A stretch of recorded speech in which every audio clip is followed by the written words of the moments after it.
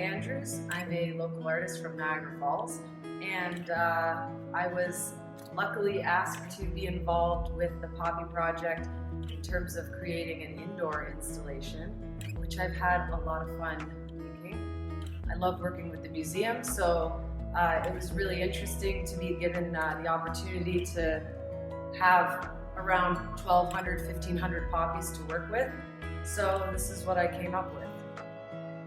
So I was looking at the interior of the museum and what would look interesting in the lobby. So I thought it might be neat to have like almost a hanging field of poppies. So taking like a field of poppies and kind of changing the orientation of it a little bit.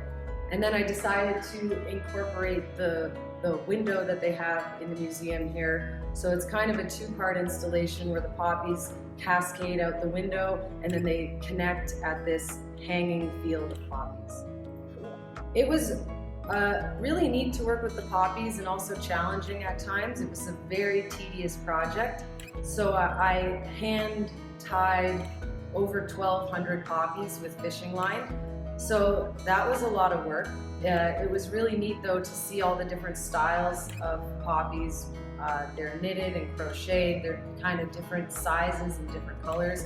So it was neat to get to work with materials that were already created from other artisans, and then I got to create this installation using other people's work.